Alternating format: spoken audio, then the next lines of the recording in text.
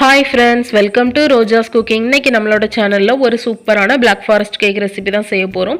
இந்த கேக் செய்யறதுக்கு நமக்கு வந்து எலக்ட்ரிக் பிட்லாம் எதுவுமே வேண்டாம். ரொம்ப ஈஸியா ஒரு விஸ்க் இல்ல ஒரு ஃபோர்க் இருந்தா கூட போதும். ரொம்ப ஈஸியா செஞ்சிரலாம். ஒரே ஒரு முட்டை வச்சு தான் செய்ய போறோம்.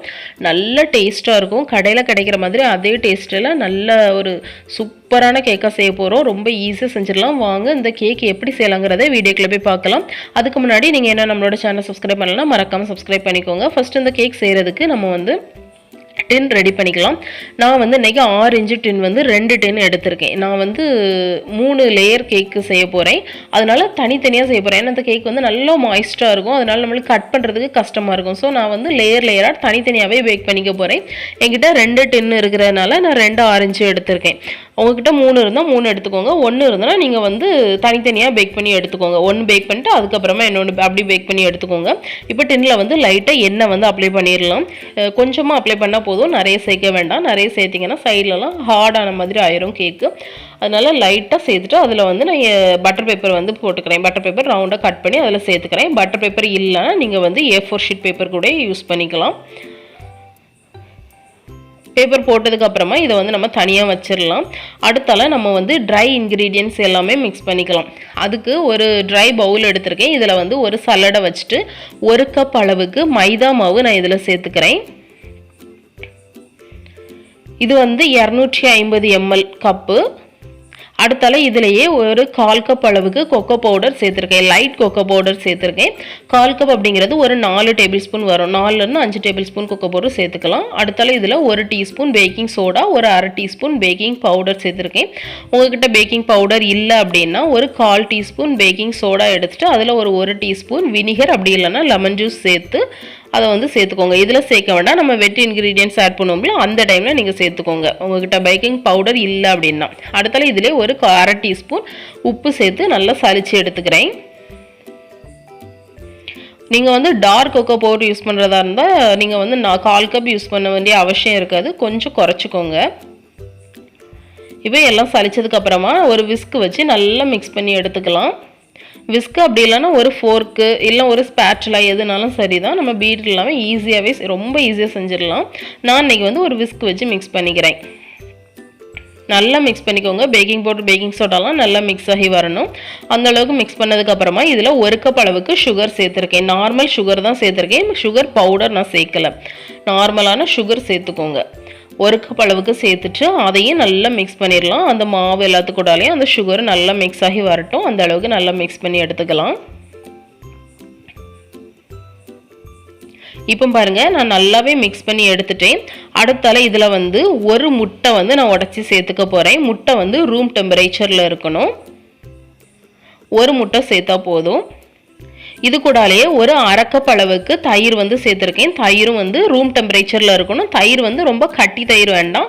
கொஞ்சம் தண்ணியாக இருக்கிற மாதிரியே தயிர் எடுத்துக்கோங்க. 1/2 கப் அளவுக்கு தயிர் சேர்த்துருக்கேன். அது கூடாலே ஒரு 1/4 கப் அளவுக்கு நார்மலான சன்ஃப்ளவர் ஆயில் வந்து சேர்த்துருக்கேன். அதையும் சேர்த்துடலாம். சேர்த்துட்டு விஸ்க் வச்சு மெதுவாக மிக்ஸ் பண்ணி எடுத்துக்கிறேன். நல்லா கட்டி எதுவுமே இல்லாதது மாதிரி நல்லா எல்லாம் மிக்ஸ் ஆகி வரணும். ஆனால் மெதுவாக மிக்ஸ் பண்ணி எடுத்துக்கோங்க. ஒரு ஃபோர்க்கு இல்லை ஒரு ஸ்பேட்சுலா வச்சு மிக்ஸ் பண்ணாலும் சரிதான். மெதுவாக மிக்ஸ் பண்ணி எடுத்துக்கோங்க.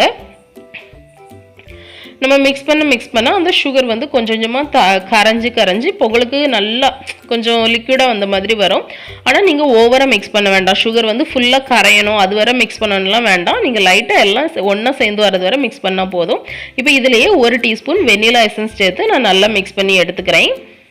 இப்போ பாருங்க நல்லா மிக்ஸ் பண்ணி எடுத்துட்டேன். அடுத்தால இதில் வந்து ஒரு 1/4 கப் அளவுக்கு நல்லா கொதிக்கிற தண்ணி வந்து நான் சேர்த்துக்க போகிறேன். நீங்கள் இது ரெடி பண்ணும்போதே தண்ணி அடுப்பில் வச்சுக்கோங்க. நல்லா கொதிக்கணும். கொதிக்க தண்ணி அப்படியே நீங்கள் ஊற்றி சேர்த்துக்கணும். 1/4 கப் அளவுக்கு தண்ணி சேர்த்துருக்கேன். சேர்த்துட்டு நல்லா மிக்ஸ் பண்ணிடலாம். அந்த மாவு கூடால அந்த வெண்ணி வந்து நல்லா கலந்து வர மாதிரி நல்லா மிக்ஸ் பண்ணி எடுத்துக்கோங்க. ஸ்லோவாக மிக்ஸ் பண்ணுங்க. நான் வீடியோங்கிறதுனால வீடியோ வேகமாக ஓட விட்டுருக்கேன். அதனால நீங்கள் வந்து ஸ்லோவாகவே மிக்ஸ் பண்ணிக்கோங்க. இப்போ பாருங்கள் நம்மளோட கேக் பேட்டர் ரெடி ஆகிடுச்சு. இதை வந்து நம்ம டின்னில் ஊற்றிக்கலாம். நான் வந்து 3 பங்காக பிரித்து நான் வந்து டின்னில் ஊற்றிக்கிறேன். ஒரு டின்னுக்கு வந்து 3/4 கப் அளவுக்கு பேட்டர் வந்து நான் சேர்த்துருக்கேன். இதே மாதிரி ஒரு பவுலில் எக்ஸ்ட்ரா எடுத்து வச்சுருக்கேன். இப்போ இதை வந்து 10 நிமிஷம் ப்ரீஹீட் பண்ண ஓவன்லேயோ இல்லைனா குக்கர்லேயோ 20லேருந்து 25 நிமிஷம் லோ ஃப்ளேமில் வச்சுக்கோங்க. அடுத்தால நான் வந்து இதை ஃபஸ்ட்டு டின்னை வந்து நான் ஓவனில் வச்சுருக்கேன். ரெண்டாவது உள்ளதை வந்து நான் கேஸ் அடுப்பில் வைக்க போகிறேன். அதுக்கு வந்து ஒரு சாஸ்பேன் எடுத்திருக்கேன். இதுவுமே கிட்டத்தட்ட ஒரு 6 இன்ச் அளவில் தான் இருக்கும். கரெக்டாக தான் இருக்கும். இதை சாஸ்பேனில் வந்து லைட்டாக ஆயில் அப்ளை பண்ணிவிட்டு பட்டர் பேப்பர் போட்டு வச்சுருக்கேன். இதில் நம்மளோட கேக் பேட்டரை சேர்த்துட்டு ஒரு லைட்டாக டேப் பண்ணிக்கோங்க. லைட்டாக டேப் பண்ணிவிட்டு ஒரு மூடி போட்டு மூடிடலாம். இதை வந்து நம்ம வைக்கிறதுக்கு நான் ஃபஸ்ட்டு கேஸ் அடுப்பில் ஒரு இரும்பு கல் வந்து சூடு பண்ணியிருக்கேன். ஒரு 5 மினிட்ஸ் நல்லா சூடு பண்ணிட்டேன். நல்லா சூடாக இருக்குது. இதில் நம்மளோட சாஸ்பேனை வச்சுட்டு லோ ஃப்ளேமில் ஒரு 20லேருந்து 25 நிமிஷம் வச்சுக்கோங்க. இப்போது எனக்கு வந்து ஓவனில் வச்சது வந்து 20 நிமிஷத்தில் ரெடி ஆகிடுச்சு. இது வந்து சூடாக தான் இருக்குது. இன்னும் நம்ம வந்து நல்லா ஆற விடணும் வேண்டாம். நல்லா வெளியே எடுத்துட்டு அதுக்கப்புறமா ஆற விடுங்க. நீங்கள் வெளியே அவனில் இருந்து வெளியே எடுத்ததுக்கப்புறமா ஒரு 5 மினிட்ஸ் ரெஸ்ட்டில் விட்டுட்டு உடனே வெளியே எடுத்துருங்க. இது வெந்துட்டான்னு பார்க்குறதுக்கு ஒரு டூத்பிக் அப்படி இல்லைன்னா ஏதாவது கத்தி ஏதாவது குத்தி பார்த்தீங்கன்னா அதில் மாவு வந்து ஒட்டக்கூடாது. நான் சாஸ்பேனில் வச்சதுமே எனக்கு 25 நிமிஷத்தில் ரெடி ஆகிடுச்சு. அதுவுமே இப்போ நல்லா வெந்து வந்துடுச்சு. நான் இதை வந்து நல்லா ஒரு 5 மினிட்ஸ் மட்டும் ஆற வச்சு எடுத்துக்க போகிறேன்.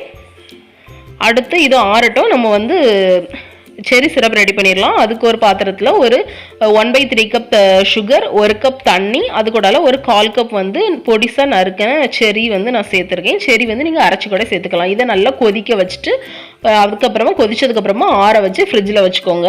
ஒரு 1/2 hour ஃப்ரிட்ஜில் வச்சுக்கோங்க. இங்கே வந்து நான் செஞ்ச கேக் வந்து நல்லா ஒரு 5 மினிட்ஸ் ஆறிடுச்சு. இதை வந்து நான் வெளியே எடுத்துக்க போகிறேன். வெளியே எடுத்ததுக்கப்புறமா நம்ம ஆற வச்சுக்கலாம். இது வந்து நல்ல மாய்ஸ்டாக இருக்கும். அப்போ நீங்கள் கீழே வைக்கும்போது வந்து உங்களுக்கு ஒட்டுற மாதிரி இருக்கும். அதனால நீங்கள் கீழே வைக்கும்போது ஒரு பட்டர் பேப்பர் போட்டு அதுக்கு மேலே வைங்க. அப்போ உங்களுக்கு எடுக்கிறதுக்கு வந்து ஈஸியாக இருக்கும். நான் இப்போ வந்து சும்மா தான் வச்சுருக்கேன். எனக்கு எடுக்கும்போது வந்து லைட்டாக பிஞ்சு வந்த மாதிரி ஆயிடுச்சு. அதனால நீங்கள் வைக்கும்போது கீழே வைக்கும்போது ஒரு பட்டர் பேப்பர் விரித்து அதுக்கு மேலே வச்சிங்கன்னா உங்களுக்கு எடுக்கிறதுக்கு ஈஸியாக இருக்கும். பிய்யாமல் வரும். இப்போ இது வந்து இனி நல்லா ஆறட்டும். அடுத்து நான் விப்பிங் க்ரீம் ரெடி பண்ணியிருக்கேன். இதுக்கு வந்து 1 cup whipping cream, 2 tablespoon powder sugar, 1/2 teaspoon vanilla essence சேர்த்து நல்லா ஸ்டிஃப் பீக்காக பீட் பண்ணி எடுத்தாச்சு. இதையும் ஃப்ரிட்ஜில் வச்சிடலாம். அடுத்தால இப்போ எனக்கு வந்து விப்பிங் க்ரீம், சுகர் சிரப் எல்லாமே ரெடி ஆகிடுச்சு. இனி வந்து ஐசிங் பண்ணிடலாம். அதுக்கு டர்ன் டேபிளில் ஒரு கேக் போர்டு வச்சுட்டு அதில் வந்து கொஞ்சம் க்ரீம் அப்ளை பண்ணிவிட்டு ஃபஸ்ட் லேயர் கேக் வச்சுருக்கேன். இதுக்கு மேலே வந்து நம்மளோட செர்ரி சிரப்பை வந்து நான் ஃபுல்லாக அப்ளை பண்ணி விட்டுருந்தேன். நம்மளுக்கு வந்து இந்த பிளாக் ஃபாரஸ்ட் கேக் வந்து நிறைய சிரப் வந்து சேர்த்துக்கோங்க. அப்போ தான் நல்ல டேஸ்ட்டாக இருக்கும். ஓவராகவும் சேர்த்துடக்கூடாது, அதேமாதிரி கம்மியாகவும் சேர்க்கக்கூடாது. நீங்கள் ஓவராக சேர்த்திங்கன்னா ஒரு மாதிரி ரொம்ப கொகுந்த மாதிரி ஆயிரும். கம்மியாக சேர்த்திங்கன்னா நார்மலான சாக்லேட் கேக் மாதிரியே இருக்கும். நீங்கள் வந்து நிறைய கொஞ்சம் ஓரளவுக்கு நிறையாவே செரி சிரப் சேர்த்துக்கோங்க. அப்போ நம்மளுக்கு நல்ல டேஸ்ட் அந்த கடையில் கிடைக்கிற அதே டேஸ்ட்டில் இருக்கும். இப்போ நான் வந்து செரி சிரப் சேர்த்ததுக்கு அப்புறமா அதுக்கு மேலே விப்பிங் க்ரீம் வச்சு ஸ்ப்ரெட் பண்ணிவிட்டு அதுக்கு மேலே வந்து நம்ம கொதிக்கும் போது சாப் பண்ணி போட்டோம்ல செர்ரி, அதையும் வச்சு அதுக்கு மேலே கொஞ்சம் சாக்லேட் வச்சுட்டு செகண்ட் லேயர் கேக்கையும் இதே மாதிரி பண்ணிடலாம். அதுக்கு மேலேயும் கொஞ்சம் நல்ல செரி சிரப் சேர்த்துட்டு அதுக்கு மேலேயும் விப்பிங் க்ரீம் வச்சு நல்லா ஸ்ப்ரெட் பண்ணி விட்டுக்கோங்க. இதுக்கு மேலேயும் நல்லா ஸ்ப்ரெட் பண்ணி விட்டதுக்கப்புறமா செர்ரி, அதுக்கு மேலே கொஞ்சம் சாக்லேட்டு, இதே மாதிரி 3 லேயரை நம்ம வச்சு முடிச்சிடலாம். இதிலே உங்களுக்கு தேவைன்னா நீங்கள் வந்து ஸ்ட்ராபெரி க்ரஷ் இருக்கு இல்லையா, அது கூட சேர்த்துக்கலாம். நல்ல டேஸ்ட்டாக இருக்கும். பட் அது வந்து ஆப்ஷனல் தான். நான் இன்றைக்கி வந்து சேர்க்கலை. இப்போ செகண்ட் லேயரில் வச்சு முடிச்சதுக்கப்புறமா தேர்ட் லேயர்லேயும் வச்சுட்டு தேர்ட் லேயர்லேயும் அந்த செர்ரி சிரப் வந்து நான் சேர்த்துக்கிறேன். தேர்ட் லேயரில் கொஞ்சம் நிறையாவே செர்ரி சிரப் சேர்த்துக்கோங்க. நல்லா டேஸ்ட்டாக இருக்கும். இப்போ அதுக்கு மேலேயே நம்ம வந்து ஐசிங் பண்ணிடலாம். ஃபஸ்ட்டு வந்து நான் மேலே க்ரம் கோட் மட்டும் கொடுத்துக்கிறேன். க்ரம் கோட் அப்படிங்கிறது வந்து நம்ம first layer, second layer, third லேயர்னு கேக் வச்சுருக்கோம்ல, அப்போ அந்த கேப்பில் வந்து நம்மளுக்கு அந்த நிறைய கொஞ்சம் கேப் ஸ்பேஸ் இருக்கும். அந்த இடத்துல நம்ம க்ரீமை வச்சு நல்லா ஃபுல்லாக நம்ம வந்து கவர் பண்ணி எடுத்துக்கணும். நல்லா ஈவனாக கவர் பண்ணி எடுத்துக்கணும். அதான் நம்ம வந்து க்ரம் கோட்டை ஃபுல்லாக நிறைய க்ரீம் வைக்காமல் லைட்டாக க்ரீம் வச்சு நல்லா கவர் பண்ணி எடுத்துக்கோங்க. இதை வந்து நம்ம ஒரு 30 நிமிஷம் வந்து ஃப்ரிட்ஜில் வச்சு எடுத்துகிட்டு வந்துடலாம். இப்போ நான் ஃப்ரிட்ஜில் வச்சு எடுத்துகிட்டு வந்ததுக்கு அப்புறமா ஃபுல்லாக வந்து மேலே வந்து நான் ஃபுல்லாக ஐசிங் பண்ணி எடுத்துக்கிறேன். ஃபஸ்ட்டு வந்து நல்லா ஐசிங் பண்ணும்போது நல்லா கொஞ்சம் கட்டியாக க்ரீம் வைங்க. ஏன்னா நம்ம ஈவனாட்டு நம்ம வந்து எடுக்கும்போது நிறைய க்ரீம் வந்து நம்ம மறுபடியும் எடுக்க தான் போகிறோம். அப்போ நம்ம வந்து நிறைய கொஞ்சம் கட்டியாக க்ரீம் வைக்கும்போது நம்மளுக்கு பண்ணுறதுக்கு ஈஸியாக இருக்கும். இப்போ சைடில் மேலே எல்லா இடத்துலையுமே க்ரீம் வச்சதுக்கப்புறமா ஒரு கார்டு வந்து நான் எடுத்திருக்கேன். நார்மலான ஒரு விசிட்டிங் கார்டு எடுத்திருக்கேன். அதை வச்சு இந்த மாதிரி நம்ம வந்து நல்லா ஈவன் பண்ணி எடுத்துக்கலாம். ஒரு 3 to 4 டைம்ஸ் இதே மாதிரி நீங்கள் எடுத்திங்கன்னா உங்களுக்கு வந்து நல்ல ஷேப்பாக கிடைக்கும். இதே மாதிரி மேலேயுமே நம்ம வந்து பண்ணி எடுத்துக்கலாம். ஒரு 2 to 3 டைம்ஸ் இதே மாதிரி பண்ணி எடுக்கும்போது நம்மளுக்கு நல்ல ஒரு ஈவனாக நல்ல ஷார்ப்பாக கிடைக்கும். உங்களுக்கு வந்து இடையில எங்கேயாவது கொஞ்சம் பள்ளம் மாதிரி இருக்கிற மாதிரி இருந்தால் அதில் மறுபடியும் க்ரீம் வச்சுட்டு மறுபடியும் அதே மாதிரி பண்ணி எடுத்துக்கோங்க. அப்போ நம்மளுக்கு வந்து கரெக்டாக கிடச்சிரும். இப்போ நான் ஃபுல்லாக ஐசிங் பண்ணி எடுத்துகிட்டு இனி இதை வந்து ஒரு 1 hour ஃப்ரிட்ஜில் வச்சு எடுத்துக்கலாம். ஃப்ரிட்ஜில் வச்சு எடுத்துகிட்டு வந்துட்டேன். இனி இதில் வந்து நம்ம மேலே வந்து டிசைன் போட்டுக்கலாம். அதுக்கு வந்து நான் பைப்பிங் பேக்கில் ஒரு ஸ்டார் நாசில், ஓப்பன் ஸ்டார் நாசில் சேர்த்துருக்கேன். சேர்த்துட்டு இதில் வந்து க்ரீம் வச்சு நம்ம வந்து ஒரு சின்ன டெக்கரேஷன் மாதிரி பண்ணிக்கலாம். நம்மளுக்கு வந்து நாசில் இல்லைனாலும் பரவாயில்ல, நீங்கள் இந்த டிசைன் வந்து போடணும்னு அவசியமே கிடையாது. நார்மலாக சாக்லேட் மட்டும் வச்சு செர்ரி மட்டும் வச்சாலுமே போதும். நான் வந்து சிம்பிளாக ஒரு டெக்கரேஷன் மாதிரி கொடுத்துக்கிறேன். கொடுத்ததுக்கப்புறமா இதில் வந்து துருவின சாக்லேட் இருக்கு இல்லையா, அதை வந்து ஃபுல்லாக நான் வந்து ஸ்ப்ரெட் பண்ணி விட்டுக்க போகிறேன். அந்த கிளிப் வந்து மிஸ் ஆகிடுச்சு. ஃபுல்லாக எல்லா இடத்துலையும் படுற மாதிரி நல்லா ஸ்ப்ரெட் பண்ணி விட்டுக்கோங்க. இதிலேயே நீங்கள் வந்து சாக்லேட் கனாஷே கூட சேர்த்துக்கலாம், நல்ல ஒரு டேஸ்ட்டாக இருக்கும். இப்போ நான் வந்து எக்ஸ்ட்ரா இருக்க சாக்லேட் எல்லாருமே அந்த ஓரத்துலலாம் நல்லா சேர்த்து ஃபுல்லாக வந்து ஸ்ப்ரெட் பண்ணி விட்டாச்சு. இனி கீழேயே நல்லா வந்து பார்டருக்காக அந்த ஸ்டார் நாசில் வச்சு ஒரு சின்ன டெக்கரேஷன் மாதிரி பண்ணிக்கிறேன்.